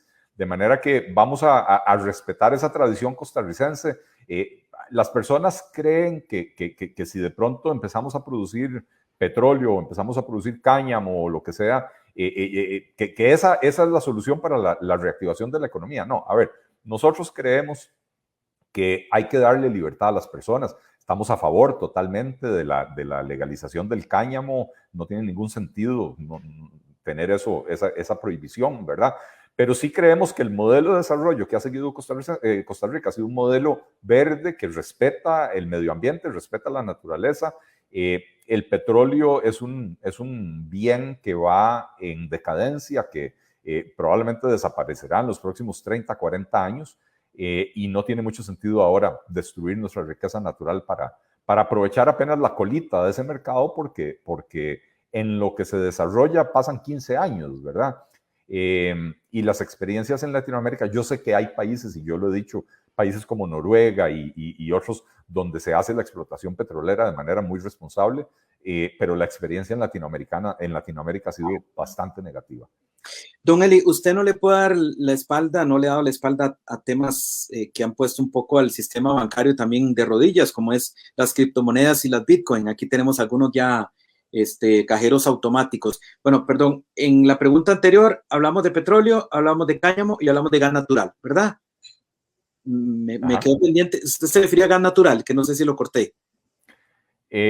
No hice referencia al gas natural, pero de ahí entra en la misma categoría. Los combustibles fósiles ya son una tecnología que subsiste, pero son del pasado, y yo creo que nosotros tenemos que posicionar a Costa Rica, ojalá, como un país innovador, un país donde se desarrollan nuevas tecnologías. Ya se está haciendo, ya se está trabajando, por ejemplo, en el campo del hidrógeno, y creo que lo que tenemos que hacer es crear las condiciones para que en Costa Rica se innove en ese campo, se desarrollen nuevas tecnologías, se masifiquen las nuevas fuentes de energía, pero ojo, no bajo el esquema de un monopolio estatal, que es lo que quieren promover ahora. Si usted me está preguntando por el proyecto de ley, por ejemplo, si me está preguntando por ese proyecto de ley, estoy absolutamente opuesto a esa porquería de proyecto de ley, porque lo que haría es cambiarle el nombre a Recope para convertirla ahora en monopolio de las energías alternativas. No solo monopolio, sino que ahora hasta en universidad lo van a convertir, porque le van a dar recursos para investigar, y todo eso a expensas del bolsillo de los costarricenses. No, Costa Rica tenemos que crear las condiciones para que el sector privado se dedique a hacer ese tipo de investigación, como lo está haciendo, por ejemplo, don Franklin Chan en su operación allá en Liberia con el hidrógeno, ¿verdad? Pero esto no tiene que ser un tema de favorecer a don Franklin Chan, es un tema de crear las condiciones para que muchos emprendedores costarricenses puedan hacer crecer sus ideas y sus emprendimientos y convertir a Costa Rica en un centro de desarrollo tecnológico de energías alternativas, en un mercado libre, competitivo, donde se recibe inversión extranjera, pero también inversión nacional, y donde se genera mucho empleo y mucha riqueza para los costarricenses. Don Eli, antes de finalizar con la pregunta de los Bitcoin, que sí, no quiero que se nos quede ahí sin consultarle, el tema de los ingresos o de la recaudación, ¿solo está en reducir el Estado o está también en combatir la evasión fiscal? Porque también hay muchas empresas que no se sabe cómo declaran en cero y no ve que ingresos aparentemente tremendos. ¿Qué medidas tomará allí usted en la evasión fiscal? Bueno, yo tengo una propuesta de simplificación tributaria que la publiqué hace 4 años por lo menos, y ahí está, y es parte de las propuestas que llevamos en nuestra campaña política. Simplificación tributaria quiere decir, en Costa Rica en este momento hay más de 110 impuestos vigentes. Vamos a eliminar alrededor de 90 de ellos, porque son impuestos que recaudan muy poquito y entonces es más cara su administración, además de que se le quita mucho tiempo al administrado cumpliendo con estas estupideces de impuestos. Vamos a eliminar esos impuestos para simplificar el régimen tributario y los impuestos que quedan los vamos a simplificar también porque cuando usted tiene un impuesto como el IVA hoy en Costa Rica, donde hay productos o servicios que pagan el 1%, otros el 2%, otros el 4%, otros el 8% y otros el 13%, y además muchas veces el mismo producto paga el 13% o el 1%, dependiendo de a quién usted se lo venda, entonces eso es caldo de cultivo para la corrupción, para la evasión, etc. Usted necesita simplificar el sistema tributario. ¿A qué me refiero? Si usted vende tractores, si usted va a usar ese tractor para productos de la canasta básica, debería de pagar el IVA de la canasta básica, que es el 1%. Pero si usted está vendiendo ese tractor para producir melones en San Carlos y el melón no está en la canasta básica, entonces ese tractor en teoría debería pagar el 13%. ¿Cómo hace usted para saber que el que lo compró lo va a usar para papas y frijoles y no para melones y sandías? ¿Verdad? Entonces, son estupideces que tienen en nuestro sistema tributario que hay que eliminar, hay que simplificar. El impuesto al salario tiene categoría del 0% si usted gana menos de 840,000 colones, 10%, 15%, 20%, 25%, dependiendo de lo que usted gana. Eso tiene que simplificarse. Y al simplificarse se vuelve mucho más fácil de administrar y se vuelve mucho más posible la correcta fiscalización por parte de las autoridades tributarias del cumplimiento tributario de los ciudadanos y de las empresas. Si usted elimina 90 impuestos, todas las personas que usted tiene dedicadas hoy al cobro de esos impuestos los puede trasladar a la fiscalización de los impuestos que sí generan recursos y entonces va a tener una mejora en la recaudación. Además de que al simplificarle la vida a los costarricenses, quitarles un montón de tiempo que hoy pierden en cumplimiento tributario porque se les simplifica el código tributario, también les está dando un incentivo para cumplir, porque les está diciendo, mire, no va a tener que perder más de 1 hora al mes completando estas carambadas y eso es todo lo que tiene que hacer. Don Eli, pero además de la simplificación, habrá evasión en los impuestos que queden. Y ha habido hasta ahora también. Danilo, no existe un solo país del mundo donde no exista la evasión.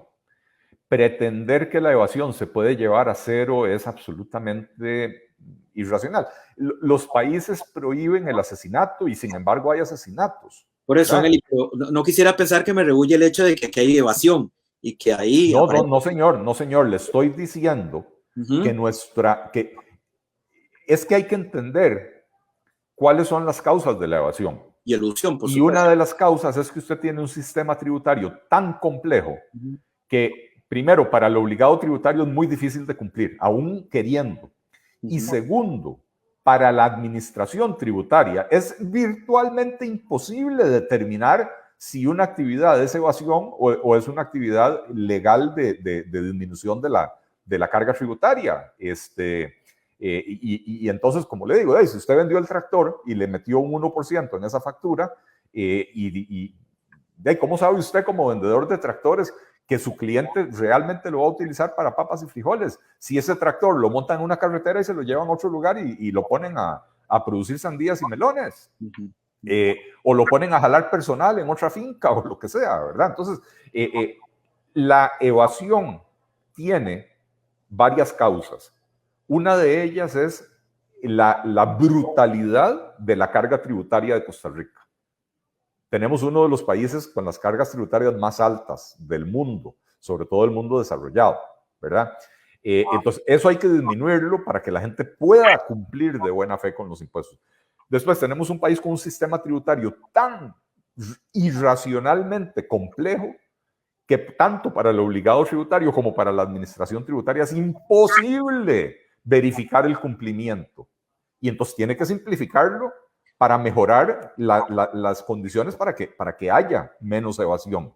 Si usted quiere que yo le diga que a los evasores los vamos a mandar a la cárcel, Danilo se equivocó de oferta política.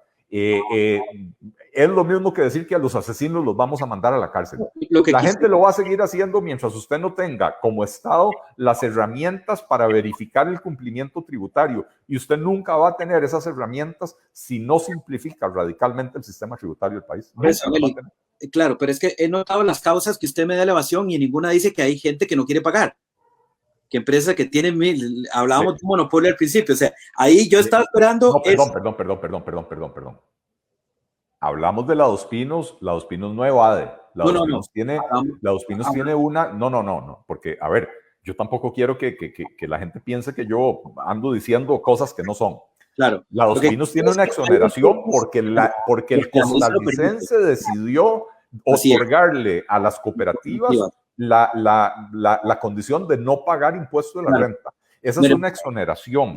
Esa no es una forma de evasión. Entonces no confundamos las cosas, porque entonces el costarricense va a creer que es que aquí todo el mundo evade, y eso es parte del problema. Pero hay empresas, don Eli, que usted sabe que declaran cero. Por supuesto. Y esa es la que usted no me dice, simplificar mucho, quitar muchas, pero de los que queden, hay una causa también de que no quieren pagar. La legislación costarricense ya tiene herramientas muy poderosas para incluso enviar a la cárcel a los evasores.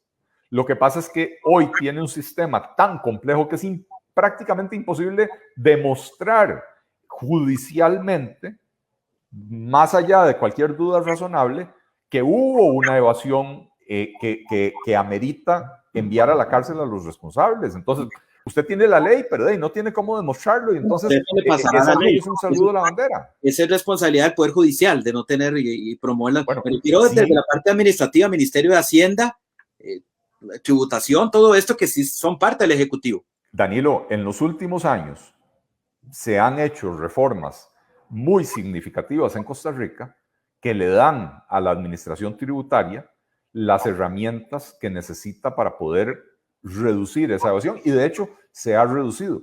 Hay un estudio reciente de la OCDE que por lo menos comparado con estudios anteriores, que no son de la OCDE, sino que eran del Banco Mundial, han determinado que hoy hay menor evasión. ¿Por qué? Porque se metió el IVA. El IVA le da trazabilidad a las transacciones económicas. El IVA tiene la ventaja, desde el punto de vista de la administración tributaria, de que el Ministerio de Hacienda sabe todo lo que usted vendió. Entonces era necesario el IVA, don Eli. Perdón, déjame terminar. El Ministerio de Hacienda conoce todas las transacciones que usted ha hecho si usted está facturando.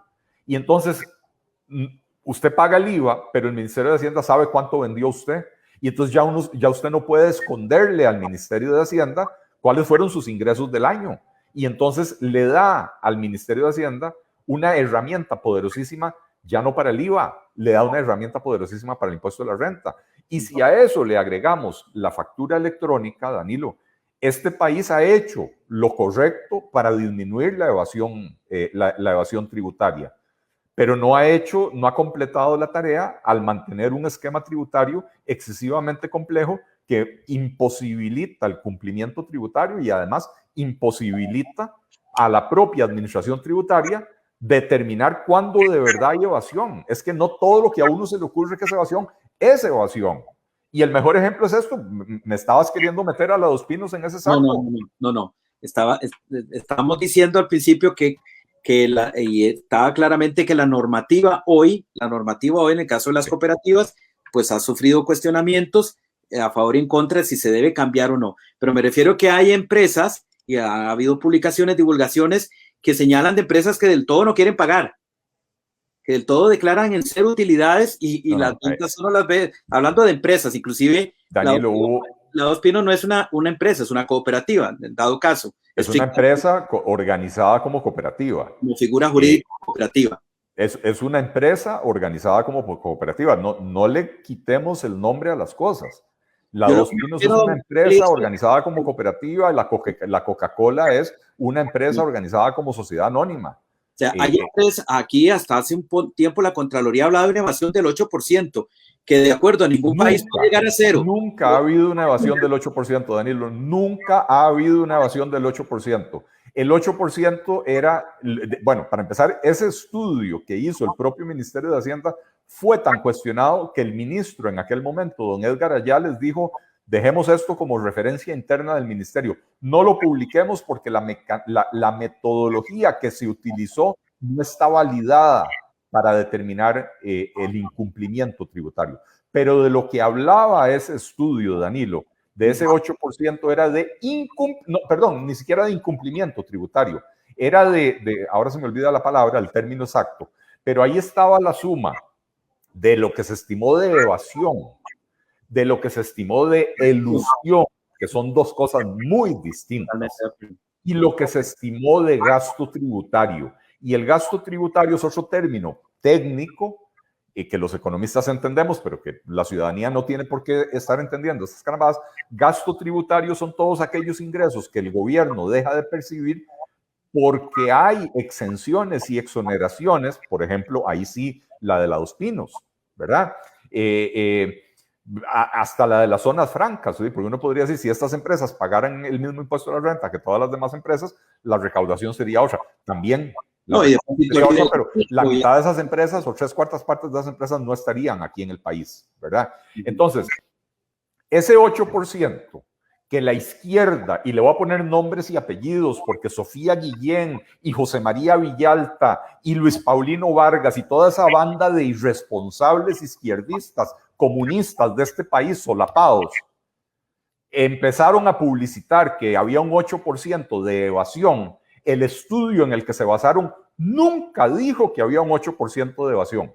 La evasión, no recuerdo las cifras exactas, la evasión la estimaban más o menos entre un 2,5% y un 3%, la elusión entre otro 2,5% y 3%, y después había gasto tributario, que es, insisto, todo aquello que no se recauda porque hay exoneraciones. Entonces, don Eli, mi propuesta de reforma fiscal incluye la eliminación de los impuestos, la simplificación de los impuestos que quedan y la eliminación de exoneraciones. Y eso está escrito, esto no me lo estoy inventando ahora, está escrito desde hace 4 o 5 años en un artículo que yo publiqué en el periódico La Nación, que se llama, es más, puede ser que haya sido hace 3 años, lo titulé algo así como La reforma del día después, y después lo seguí con otro artículo, ¿cómo se llama? La propuesta ahí está, y la eliminación de exoneraciones es un elemento muy importante. En Costa Rica, en aquel momento, cuando yo escribí el artículo, identifiqué más de 1,200 exoneraciones que estaban activas, más de 105 impuestos y más de 1,200 exoneraciones. Ahora, solo vuelvo al punto, don Eli. Quitando el gasto tributario de ese 8%, que no solo estos economistas lo dieron a conocer, sino varias otras fuentes, ya estamos a las 9:38. ¿Es alta la evasión en Costa Rica o no? La evasión en Costa Rica... por supuesto, estoy sumando elusión y evasión de un 5 o 6%, póngale que no es el 8%, 5%. No, nuevamente, la evasión no es del 5 o 6%, la evasión es del 2,5 o 3%. Evasión y elusión, he dicho. Evasión y elusión. La elusión, Danilo, aunque a la gente no le guste oírlo, la elusión son mecanismos que la gente encuentra dentro de la ley para minimizar su pago de impuestos, pero están dentro de la ley. Si usted no quiere que la gente haga eso, tiene que cerrar esos portillos en la ley. ¿Y cómo se cierran esos portillos? Simplificando el esquema tributario. Cuando usted le puede dar a una persona, o cuando una persona tiene la opción de decir, mire, yo voy a usar todo ese equipo, las palas y los picos y el tractor para sembrar frijoles, y por lo tanto voy a pagar solo 1% de IVA, y después ese equipo se lo llevan a cualquier parte a producir cualquier otra cosa donde debió haber pagado el 13%, eso es elusión, es un mecanismo que la ley se lo está facilitando a la gente, ¿verdad? Don Eli, entonces, de acuerdo, entonces el combate a la elusión usted lo mete entre la simplificación de impuestos. Y la evasión también. Y la evasión, entonces finalmente, la pregunta que quiere decir es, ¿muy alta la evasión en Costa Rica o no? ¿O en su criterio no? Yo creo que la evasión es un problema en Costa Rica. Si usted busca un ranking internacional de evasión, se va a dar cuenta de que Costa Rica no figura entre los países con el mayor problema del mundo de evasión. Se va a dar cuenta de eso, ¿verdad? También estamos lejos de los países que más recaudan. Y sin embargo, Danilo, cuando usted se pone a ver, por ejemplo, los países que más recaudan, que mejor recaudan, y ahí están algunos de los países escandinavos, está incluso Chile en el tema del IVA, usted se va a dar cuenta que son países que manejan niveles de, digamos, de no recaudación de aproximadamente el 30 o el 40% con respecto al máximo ideal, donde están el gasto tributario que le mencionaba, donde está la elusión y donde está la evasión, ¿verdad? Entonces, no nos engañemos, no creamos que aquí podemos llegar a un 100% de recaudación y de eliminar la evasión. La evasión es un problema en Costa Rica, sí lo es, pero para resolverlo tenemos que dejarnos de discursos confortables y populistas de que vamos a subir las penas al evasor, cuando lo que hay que hacer es cambiar las reglas para que no sea tan fácil evadir. Eso es lo que hay que hacer. No, lo que sí estoy de acuerdo, don Eli, en esto, y es parte del entramamiento que tiene el país, es que un poco digamos, cierto sector estatista llevado al extremo, puede ser de corriente más ideológica, más extremista, evidentemente atribuye el problema de la evasión al problema de las finanzas, y el sector liberal se lo atribuye al sector público. O sea, siempre el otro dice que el otro es el responsable. Estás haciendo una dicotomía maniquea que no está bien. No está bien. No está bien. Pero usted reduce el sector, o sea, el problema fiscal a reducir el sector público, básicamente, por supuesto. Y los últimos 15 minutos, Dani, lo que llevamos hablando de mi propuesta de simplificación tributaria y cómo eso va a mejorar la recaudación y cómo eso va a disminuir la evasión, eso como qué cuenta. Porque realmente, o sea, ¿para qué hablamos 15 minutos de evasión? Y te explico cuál es el mecanismo que nosotros creemos que hay que utilizar para disminuir esa evasión, si al final de cuentas lo que vas a hacer es una afirmación maniquea poco elegante diciendo que los estatistas dicen que todo el problema es la evasión y los liberales dicen que todo el problema es el Estado. No, hemos hablado de la necesidad de reducir el tamaño del Estado, porque sí, el gasto público hay que ponerlo bajo control, pero también hemos hablado de la necesidad de simplificar el esquema tributario, porque al simplificar el esquema tributario se reactiva la economía, con lo cual mejora la recaudación. Pero también al simplificar el esquema tributario se disminuye la evasión y la elusión, con lo cual también mejora la recaudación. Hemos hablado de eliminar exoneraciones, con lo cual también aumenta la recaudación. Entonces, a ver, ¿de qué estamos hablando, Danilo? Si uno hace las propuestas y se las está explicando a alguien inteligente y al final de cuentas la conclusión es, usted todo lo que quiere es disminuir el tamaño del aparato estatal, ¿para qué llevamos 1 hora y media, una hora y 40 minutos de conversación? Son las 8:09:43. Más bien me disculpo porque aquí don Eli desde hace rato no había visto esta parte del interno de que ya se debe retirar más bien. Y nada más quiero una referencia, don Eli, como le planteaba, y por supuesto tendría algo que decir sobre esto último, pero su tiempo es muy valioso y ya tiene compromisos. Sobre el tema de las criptomonedas, don Eli, que El Salvador lo hizo, ¿verdad? Y algunos andan también con la idea de que si Costa Rica debiera avanzar en esa dirección. ¿Usted cómo lo ve? Vea, Danilo, oponerse a las criptomonedas es como haberse opuesto en su momento a la telefonía por internet, que lo hizo el ICE, es como oponerse hoy a la generación distribuida, a la posibilidad de que los ciudadanos instalen paneles solares en sus casas y en sus empresas y se generen su propia electricidad. La tecnología nos va a llevar ahí y no tiene sentido que uno se oponga a donde va la tecnología, porque la tecnología no se va a detener a pensar qué diantres quiere Costa Rica, ¿verdad? Yo creo que lo de El Salvador es un experimento interesante para observar. No creo que una economía como la salvadoreña ni la costarricense esté todavía lista para asumir una criptomoneda oficial, qué sé yo. ¿Cómo se llama? Pero bueno, observemos el experimento. Digo, el Banco Central yo sé que tiene una unidad de gente que está analizando el tema de las criptomonedas y pensando, bueno, cuál va a tener que ser cómo va a tener que manejar Costa Rica este tema. Hacia ahí vamos, no nos neguemos al avance tecnológico. La tecnología nos va a atropellar si nosotros nos atravesamos en el camino. Pero me parece que en este momento, digamos, no es la prioridad número uno de la política económica del país. Aquí tenemos una economía estancada, con gobiernos estatistas que cada vez nos ponen un yugo más pesado sobre el pescuezo de los costarricenses, que no nos dejan trabajar, que no nos dejan divertirnos, que no nos dejan estar sanos, porque si sacamos la bicicleta para ir a hacer ejercicio nos clavan una multa. Realmente tenemos problemas mucho más inmediatos que ese.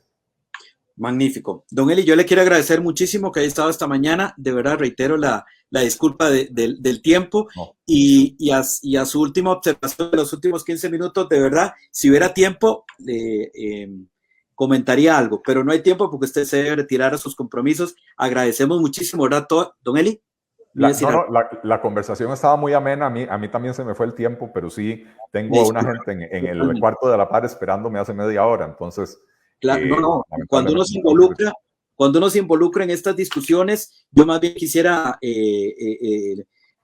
solicitarle en medio de la campaña, podemos hacer algún debate. A mí me encantaría tener una economista como Sofía Guillén, con quien usted ha estado, y entonces contraponer posiciones, porque mis posiciones también no son antojadizas, sino que he escuchado muchísimo las propuestas, todos los días escucho distintas, y muchas veces en esa simplificación uno ve donde terminan muchas cosas que se plantean de uno y otro sector y no deja avanzar al otro, porque todo esto es como un bloqueo.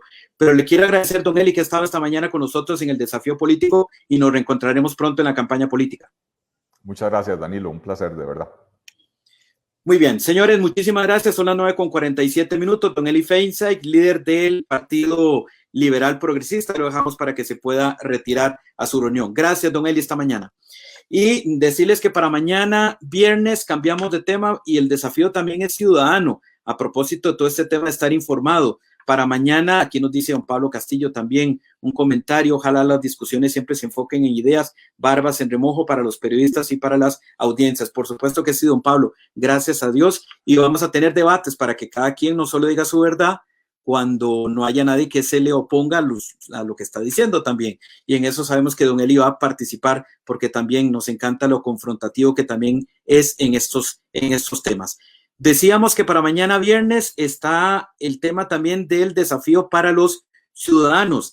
Ciudadanía responsable será la propuesta que nos traerá el Tribunal Supremo de Elecciones con un curso, Ciudadanía Digital Responsable. Conozca conceptos y herramientas para proteger su información, cómo podernos proteger de la información falsa. Durante esta campaña electoral van a haber muchísimos fake news, y créanos que estamos preparando un espacio especial para poder abordar, conocer, divulgar y eventualmente verificar o descartar lo que esté transcurriendo a través de las redes sociales. Y para eso La Reacción está preparando también un enfoque, una propuesta para esta campaña electoral que ya se abrirá el 6 de octubre, al menos formalmente. Pero mañana estará don Gustavo Román, una persona ampliamente conocedora en estos temas de fake news. Ha hecho un gran esfuerzo el Tribunal Supremo de Elecciones porque toda la información que transcurra a través de las redes sociales sea verificada y que los ciudadanos tengan armas para poder estar preparados para